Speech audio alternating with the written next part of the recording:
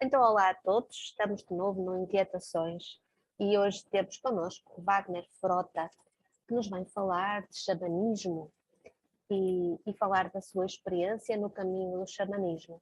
Olá, Wagner, bem-vindo e obrigada por ter aceito o nosso convite. Oh, muito obrigado. Eu que me sinto honrado por participar do seu podcast. Agradeço pelo convite, pela indicação da Isis, a Suzana, né? Sim, Que é uma verdade, pessoa foi muito ela. querida. Obrigada. Então vamos falar para pessoas que não sabem nada de xamanismo. E muitas que têm alguma noção podem ter até uma noção completamente errada. Confesso que quando a Susana me indicou o Wagner para esta entrevista, ela disse que estava a indicar, tal como ela faz, que estava a indicar uma pessoa que caminhava no caminho da verdade e que era muito, muito verdadeiro no seu trabalho. Por isso estamos aqui. Então diga-nos, assim, brevemente, o que é isso do xamanismo e como é que chegou a este caminho? Sim, para mim, né, nos meus estudos, eu cheguei à conclusão de que o xamanismo ele provavelmente é a expressão mais arcaica da espiritualidade do Homo sapiens. E é mais difundida através do espaço, o tempo, e de forma direta e ininterrupta chegou até nossos dias. Que o xamanismo vem desde o Paleolítico, né? Há quase 50 mil anos. Então, e houve uma série de adaptações de lá para cá, né? E por isso, muitas pessoas confundem que o xamanismo como é que eu posso dizer, seria a religião dos índios, né? Dos nativos. E não é só isso. Tá? As pessoas encaram o xamanismo só como espiritualidade. Mas o xamã, né, da tribo, ou de um povo nativo, ele é também um político. Ele é o contador de histórias. Tá? Ele é o guardião do conhecimento. E ele não é só o curador, que as pessoas se confundem nessa questão. Basicamente é isso, né? E, por exemplo, a gente vê nos livros sobre o xamanismo, né, que ele chegou à conclusão que todo xamã ele sabe exercer a arte do êxtase. O que seria isso, né? Entrar num estado de êxtase que nós chamamos de estados xamânicos de consciência ampliada. Tá? Uhum. Sim. E exatamente ele tem acesso a essas práticas espirituais, métodos de cura física, mental e espiritual, né? Mas não só isso. Tá? Eu encontrei um mestre no meu caminho que ele falava que o xamanismo nasceu das relações dos seres humanos com a Terra e o universo. Por exemplo, na época do Paleolítico, né? Os xamãs, as pessoas olhavam para os lados e não sabiam das coisas, né? Por exemplo, surgiu um raio, caiu numa árvore e surgiu fogo, né? Eles procuravam por animais para caçar e não encontravam, mas começaram a notar as plantas a cultivar, né? E notou os ciclos da natureza, conheceu os equinócios, conheceu os solstícios e passou a crer numa força maior, né? Que dentro do xamanismo nós chamamos de grande espírito ou simplesmente espírito ou grande mistério, né? Uhum. Para mim, na minha visão, o xamanismo é isso, né? Agora, você me parece que você me perguntou também... Como é que chegou aqui, não é? Todos nós chegamos a uma altura e podemos ou não iniciar-nos no xamanismo, tomar contacto com esta prática, chamemos-lhe prática, que é um bocado Tá. errado, mas como é que foi? Eu encontrei o xamanismo assim, não percebi muito bem como, foi quase por acidente. Certo. Wagner, eu sempre fui uma pessoa muito indagadora, né? Muito mística, inclusive. E eu já tenho 32 anos que eu estou no caminho xamânico. Tá? E eu conheci quando eu estava fazendo o Caminho de Santiago, de Compostela. Eu estava cruzando o Pirineus, né? Saí da parte francesa de Porte, alguma coisa, Portibou. O meu francês não é péssimo. E cruzei, e em Eunate eu conheci vamos dizer, um xamã basco, que ele tinha, que a mãe dele era da Finlândia. E passamos, em Eunate fizemos todo o caminho juntos, né? Conversando, subindo, descendo os vales, com bolhas nos pés e trocando ideias, né? E eu aprendi muito com ele. No final dessa caminhada, que vocês aí da região de Portugal conhecem, que sabem que é mais de 800 quilômetros, né? É quase um mês de caminhada. Nós não paramos, a gente passou por Santiago de Compostela, em vez de entrar na catedral, ele me convidou para irmos a Finisterre, que fica na Galícia, exatamente na parte que acaba a terra e está o Oceano Atlântico ali em frente, né? E lá ele fez uma cerimônia, podemos dizer uma cerimônia iniciática, né? Comigo, numa fogueira, onde durante toda a noite dançamos. Isso foi no mês de maio, era a primavera aí, né? Estava caminhando para o verão, né? E dançamos a noite toda, em volta da fogueira, como dançavam os xamãs antigamente, completamente nus. Tá? Quando o xamanismo surgiu na parte siberiana, na União Soviética, que agora é Rússia, né? Os xamãs, para entrar em estado xamânico de consciência ampliada, eles usavam a dança durante uma série de horas até entrarem em êxtase. Tá? E tocavam um tambor e dançavam. É diferente de hoje, por exemplo. Hoje o pessoal quer tocar o tambor. Ou usar uma planta mestra, uma planta de poder, como chamam, né? E os siberianos usavam também. Os finlandeses também, que usavam um cogumelo chamado Amanita muscaria. Mas isso era em outros trabalhos mais, vamos dizer, densos, tá? Uns trabalhos de cura, que eles precisavam entrar mais rapidamente nesse estado, mas não é necessário. Por isso eles ficavam no frio intenso, né? Porque ali na Sibéria faz muito frio, e dançavam para manter o corpo aquecido. E isso hiperventila o cérebro. Tá? Aí vem a serotonina e a pessoa entra num transe estático. Tá? Tem um autor, Gilberto de Lascaris, ele mora inclusive em Portugal. Tá? Ele tem um livro, Quando o Xamã Voava, que ele fala muito sobre isso. Tá? Ele é um venezuelano, mas ele foi morar em Portugal com 5 anos de idade. Ele já deve estar com 60 anos, mais ou menos, agora. Né? Na obra dele, ele fala muito sobre essas práticas que os siberianos usavam. Portanto, foi ao sítio menos provável para encontrar o xamanismo e encontrou o caminho. Exato. Sim, porque fazer o caminho de Santiago e entrar no caminho de xamanismo é assim uma coisa completamente pronto, fora da caixa, vá. Fora da caixa, completamente. De lá para cá, eu me apaixonei, né? Comecei a investigar, saber o que era. Né? Quando voltei para o Brasil, eu comecei a estudar, a ler vários livros, a comprar alguns, né? Tudo que me vinha ao alcance, que caía, eu lia, né?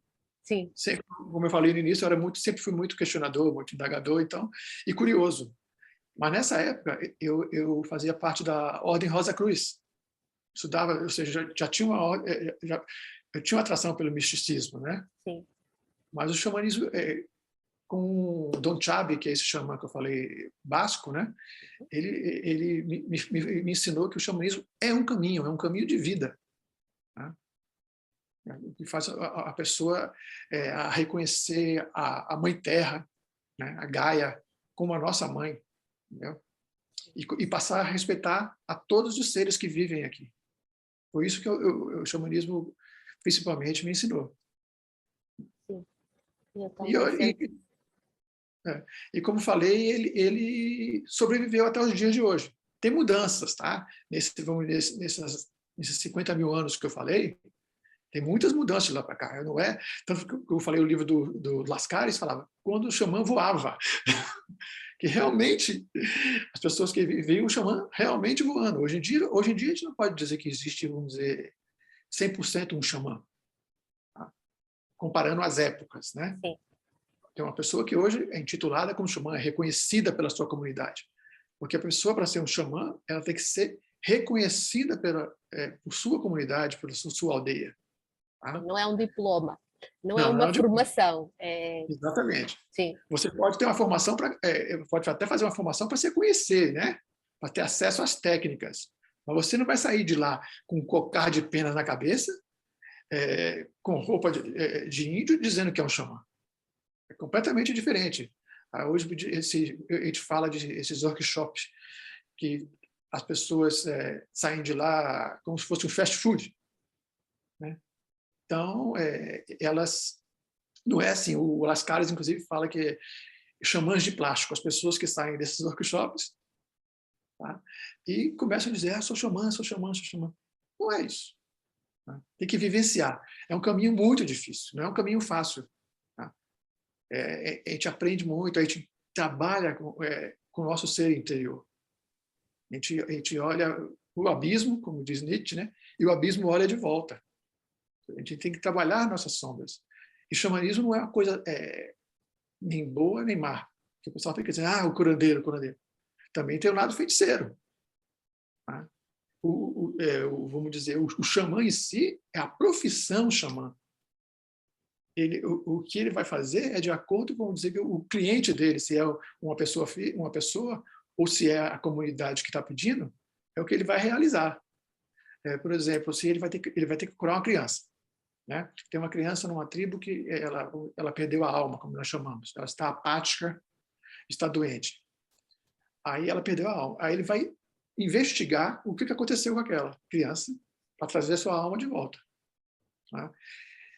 Só que, quando ele faz essa investigação, ele descobre que essa criança ela foi vítima de uma feitiçaria.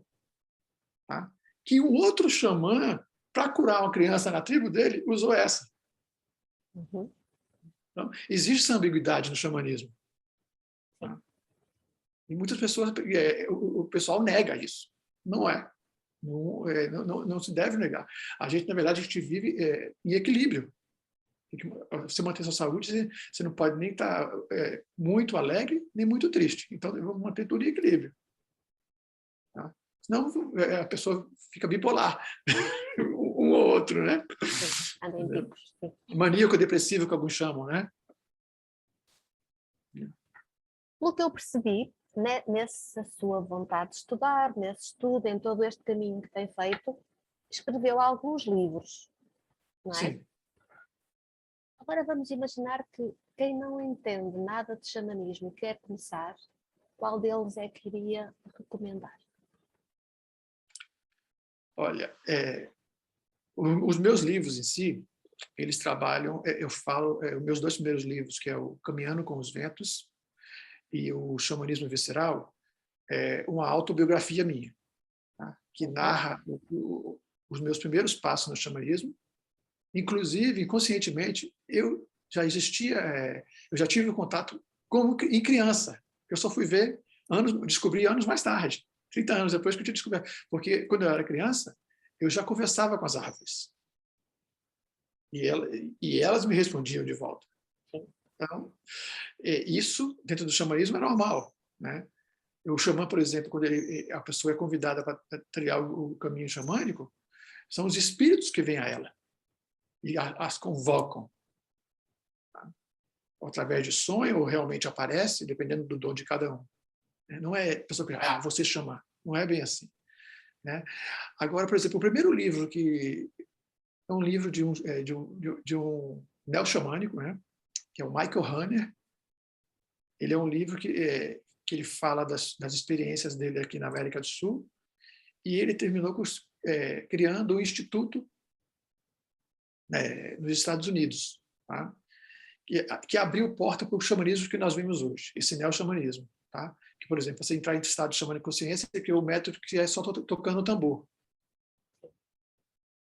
Só isso para a pessoa. Aí ali a pessoa é induzida, ela entra em estado, meio no estado hipnótico, que eu não gosto muito desse método, tá? Porque eu acho que exatamente o toque ele tá levando a pessoa num estado alfa. Ele não está chegando a pessoa até o teta. O teta é quando você realmente está entrando nesse transe estático. Ele pode tocar o tambor, como eu falei anteriormente, dançando, né? Tem um livro que todo mundo gosta muito, que é o livro que, vamos dizer, foi mais divulgado, que é do Mircea Eliade, que é um estudioso romeno, né? Das religiões, chama-se Xamanismo, a Arte do Êxtase. Uhum. Tá? Aí, o tanto que muita gente fala que o xamanismo, a palavra xamanismo foi ele que criou. Na verdade, não foi. Na verdade, foi um sacerdote russo, que estava na Sibéria em 1700, que ele descobriu a palavra xamã, né? E começaram a falar, os estudiosos, em xamanismo. E aí o pessoal chegou até os nossos dias, vamos dizer, né? Mas quem divulgou primeiramente foi uma polonesa, Marie Antoniette Kisaplik, não sei muito bem a pronúncia, né? Sim. Mas ela que foi uma estudiosa no início do século XX, final do século XIX e início do XX, que ela escreveu um livro, O Xamanismo Siberiano, e ela realmente que divulgou. Só que, como era mulher, eu acho que esqueceram ela um pouquinho na história e deram os louros para o Mircea Eliade, que é um ótimo estudioso, mas acontece que ele é um estudioso, vamos dizer, de casa, no escritório. Ele não foi às tribos fazer as entrevistas o que a Marie fez. A Marie foi lá e fez todas as entrevistas necessárias, observou em loco, entendeu? Como eu fiz agora, eu estou lançando um novo livro agora no final do ano, né? Xamanismo, o Caminho do Coração, exatamente que eu falo sobre 60 etnias nesse livro, das quais 33 eu estive lá. As outras 28, eu tive contatos com os xamãs, troquei correspondência e eles falaram comigo. Também não tenho condições financeiras de sair viajando Claro. pelo mundo todo. Claro. Nas minhas viagens, quando eu tenho oportunidade, eu sempre encontro uma semana para fazer minhas pesquisas, né? Eu sempre me intitulo, sou um xamanista, um estudioso do xamanismo e praticante, né? Por isso eu gosto dessa palavra xamanista. É um praticante e estudioso, né? Então, assim, agora eu indicaria esse livro da Marie, né? Mas fala mais sobre o xamanismo siberiano. Agora, o do Mircea Eliade, ele realmente é o mais completo, né? Então podemos concluir que o livro que vai ser agora no final do ano, Xamanismo, o Caminho do Coração, é mais um relato das suas experiências. Não, ele não é um relato. Na verdade, ele seria, como diz o Chabe, que foi esse xamã basco, quando ele fez a apresentação do meu livro, né? Ele fala que é uma mini enciclopédia. Ah, bom. Porque eu falo dos encontros e eu falo dos tipos de práticas que eles fazem, os rituais, né? Uhum. E eu falo pelo mundo afora. Eu falo do xamanismo na Ásia, na parte siberiana, eu falo na parte da Ásia meridional, depois eu vou para o Círculo Ártico, depois eu vou para a América do Norte, a Mesoamérica, América do Sul, África, Oceania e finalizo na Europa, com celtas e o povo Sami, que é da Finlândia, que foi que eu tive acesso, né? Bem, então vamos ficar a aguardar esse livro. Estamos no final do ano, vamos lá. Quando ele for lançado, diga-nos, por favor, para nós também aqui o divulgarmos. Obrigado. Uma coisa que eu falava no início antes de entrarmos em direto, é que atualmente há um uso, eu vou dizer até quase abusivo, das plantas sagradas para as pessoas atingirem estados alterados de consciência. O que acha disto, francamente? Francamente, eu não gosto do que estou vendo. Tá? Tem que ter tudo um contexto, na verdade, né? Por exemplo, aqui está muito em moda, a planta mestra é a ayahuasca, e não é de agora. Eu não sei aí no continente europeu, eu acho que já na última década que entrou mais forte, né? Sim. Aqui no Brasil já tem umas 2 décadas que está sendo mais explorada. Só que aqui nós temos as seitas que trabalham com a ayahuasca, que existem diversas, eu creio que já chegou a centenas, tá? Pode existir até milhares, mas assim, porque dessas centenas tem as suas ramificações, né? Mas que eles fazem o uso de forma religiosa. Aí que é um detalhe, por exemplo, a ayahuasca, ela começou dentro do xamanismo e se expandiu para essas seitas religiosas. Tá? Uhum. E muita gente usa isso dentro. Tudo bem, você pode usar tranquilamente, se é uma seita, então eles usam, como no catolicismo existe a Eucaristia, a comunhão, né? Tem a hóstia, tem o vinho, né? Então, eles usam a ayahuasca. Tudo ali num contexto religioso, eles são seitas. Né? Por exemplo, já nas tribos, os xamãs usavam, quando tinha algum problema, para eles fazerem seus voos xamânicos, entrarem em estado de êxtase, e descobrir a causa daquele problema para tratar. Tá? Né? Isso no caso dos curandeiros, no caso também, como eu falei, ele não é só curandeiro. Na caça, porque o xamanismo vem da caça, das tribos caçadoras. Né? Por exemplo, está faltando búfalo, né? Vamos dizer, os norte-americanos, os índios faltavam búfalos. Então, eles tinham que saber. Então, eles entravam em contato com seres espirituais, né? Quando estavam em êxtase, que eles mostravam onde estaria aquela caça. Então, eles, ao despertarem, eles diziam. E chegavam lá, realmente confirmavam que a caça estava ali. Sim. Então, é para isso que era usado. Tá? Não desenfreadamente, como está sendo feito hoje. Isso acontece agora com a ayahuasca, e existem mais outras medicinas que chamam medicina da floresta, que é um colírio, a sananga, usam a vacina do sapo, da rã, da verdade, que é o cambô, que eles pegam o veneno, botam uma varetinha de um incenso, ou então o cigarro queima a pessoa, e pega uma vareta com esse veneno e coloca ali. Aí a pessoa, depois de um tempo, ela começa a vomitar. Tem uma série de vômitos, tem visões também, tá? Só que as pessoas se sentem fortes, realmente dá um up nas pessoas. Durante os 6 meses, ela realmente ela se sente com uma força descomunal. Não vão virar o super-herói, não, mas elas se sentem bem ativas, né? Sim. E o rapé. O uso do rapé também está muito difundido atualmente, né? Isso, de certa maneira, não é que denigra a imagem do xamanismo, mas os pessoal pensam que isso é xamanismo. Aí o chá da ayahuasca, por exemplo, né? Eu falo sempre o seguinte: as pessoas têm que xamanismo não é xamanismo, tá? Existe o xamã e não o xamã, né? Que é o homem do chá.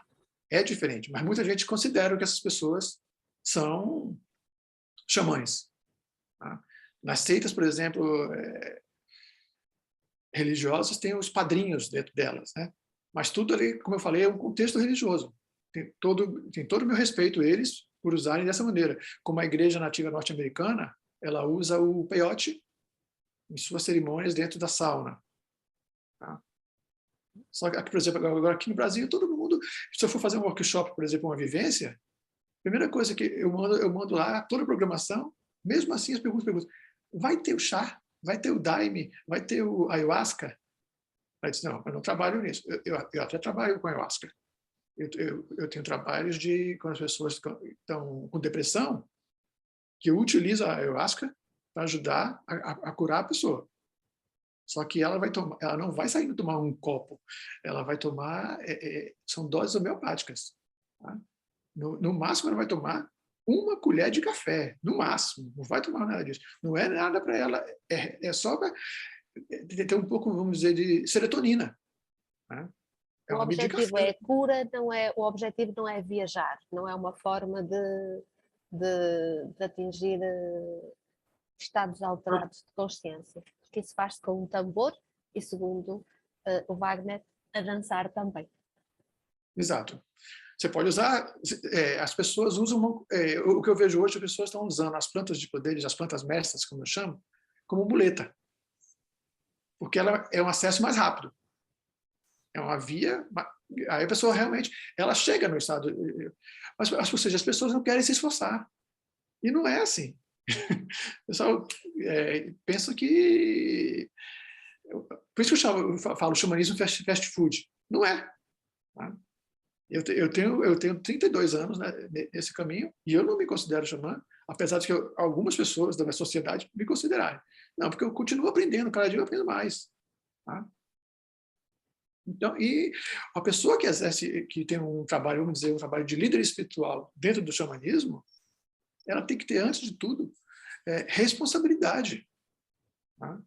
Porque ela não sabe ali, por exemplo, ela vai fazer uma cerimônia com a ayahuasca, vamos dar o exemplo da ayahuasca. Se tem uma pessoa ali que ela tem um problema psicológico, ele não sabe. Ele tem que fazer uma entrevista com a pessoa, uma anamnese, para saber do quadro clínico daquela pessoa. Tá? Como existe tão próprio ditado na ayahuasca. A ayahuasca está para todos, mas nem todos são para a ayahuasca. Entendo. Sim. Acontece, muita gente, pessoas enlouquecem. O mesmo acontecia com os cogumelos, né? Antigamente. E tem outro detalhe. E muitos nativos, muitos, vamos dizer, indígenas, se aproveitam disso também. Alguns indígenas, devido à condição econômica, eles como tem ayahuasca na tribo, eles sabem fazer, né? Observam, eles começam a vender e dizer que são pajés, que são xamãs. E muitos não são. Tem que ter cuidado. Né? Seria importante a pessoa conhecer toda a linhagem, vamos dizer, espiritual deste pajé, né? Quem foi que ensinou a ele, quanto tempo, porque a gente vê, eu não sei aí no caso, mas eu já vi casos em vários lugares, principalmente no Peru, onde é muito comercializada a ayahuasca, de mortes. Tá? E, por exemplo, uma pessoa como nativo, ela tem um organismo preparado para aquela composição química da planta mestra. Tá? Aí vem uma pessoa da Europa para o Brasil, ou para o Peru, ou para a Colômbia, e ela não tem aquele mesmo preparo. Se ela tem, por exemplo, se for para tomar, toma uma microdose. Não vai tomar um copo cheio. Né? A pessoa tem que conhecer os seus limites. Todos nós, na verdade. Entendo. Então, do que eu entendo, o Wagner também organiza grupos e faz terapia com xamanismo. Numa altura em que estamos todos no online, isso é possível fazer à distância? Alguém em Portugal pode contactá-lo para uma terapia? Não. Pode. Eu faço sessões xamânicas à distância. Uhum. Tá? Porque no xamanismo, nós trabalhamos com energia. Né? Então, a energia corre mundo afora. Eu posso fazer um tratamento à distância, por exemplo, geralmente eu peço o endereço da pessoa, meia hora antes eu já tento, já entro em estado meditativo para ir até essa pessoa e fazer tratamento. E estando aqui, porque no xamanismo, por exemplo, o xamã ele está no local, mas o seu duplo anímico, que nós chamamos, o seu espírito, né, ele vai até outro local trabalhar, saber o que está acontecendo e narra tudo para os pacientes, para o público que está vendo o que ocorre. Tá? E como é energia, por exemplo, é reiki. O reiki também trabalha à distância. Então, pode fazer. Agora, eu não posso fazer, por exemplo, fazer uma fogueira virtual. Não, claro, né? Isso eu entendo. Tem coisas que não posso fazer. Por exemplo, agora na pandemia, eu já tenho um ano e 8 meses que eu não atendo presencialmente. Eu já estou vacinado, tá? Aqui em casa todo mundo está vacinado, mas eu ainda disse, não, eu vou esperar ainda mais um pouco, que agora que vai completar um ano da vacina, em fevereiro ou março, que eu vou começar até presencialmente, e voltar também aos meus workshops. Eu estou fazendo agora cursos à distância, estou montando cursos à distância, que algumas pessoas que se interessam em conhecer. Então, seria uma introdução ao xamanismo, né? E eu faço também, levo grupos para o Peru. Tá? Eu faço jornadas xamânicas para lá, de conhecimentos, 1 a 2 vezes ao ano. E esses 2 anos estou parado. Estou programando agora para ver se eu vou em maio e em julho, se possível. Mas vamos ver como é que realmente essa passagem de final de ano aqui, para decidir se é seguro ou não. Se bem que alguns lugares já abriram a porta por lá, tem gente indo, mas os grupos estão reduzidos também. Então, eu prefiro ser cauteloso e aguardar mais um pouco. Então, e como é que as pessoas o podem contactar para uma terapia, para... Tem o meu e-mail, né? Seria Wagner com W, né? @xamanismo.com, só isso.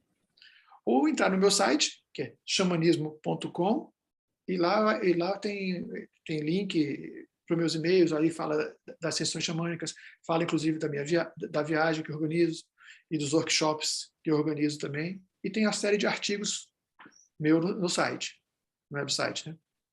Sim, muito bom. Eu também estou no Facebook como Wagner Frota Autorongo. Sim, e foi lá que eu percebi que viaja por todo lado e vai a todo lado.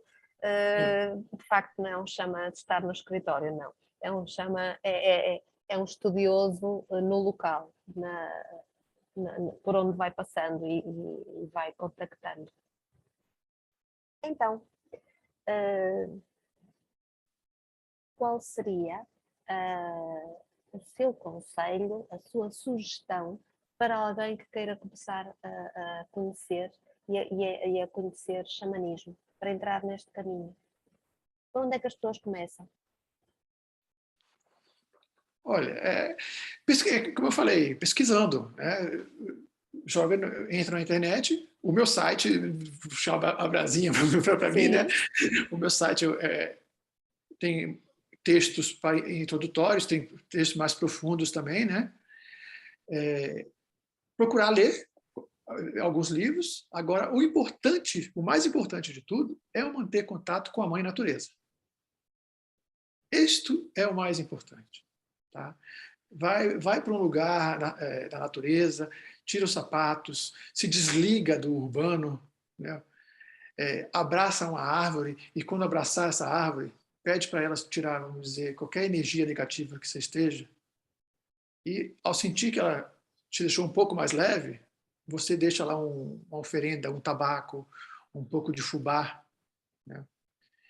E encoste-se na árvore e deixa a própria natureza falar com você. O xamanismo é simples, mas a comunhão com a natureza é essencial dentro do xamanismo, né? Em boa verdade, deveríamos todos começar a praticar e entrar no caminho do xamanismo. E com isso tudo estaria mais facilitado, não era? Porque tudo se resume à falta de respeito, falta de consciência até, por Mãe Gaia. Poucas são as pessoas que aceitam que é um ser vivo, com quem partilhamos a nossa vida. A maior parte nos acha que é o lugar onde nós moramos e podemos ir tirar tudo que queremos, nas quantidades que queremos, sem qualquer respeito, não é? Exato. O mal do ser humano é esse. Ele suga a Mãe Terra, ele explora ela ao máximo. E antes de tudo, nós temos que ter respeito, porque é ela que nos dá o nosso alimento diário. Pois. Eu, com o tempo, também fui aprendendo, na verdade, que algumas das coisas que eu ouvia sobre as tribos, sobre o xamanismo, aquilo parecia-me tudo assim muito, muito estranho, muito estranho. Mas depois o xamanismo é isso.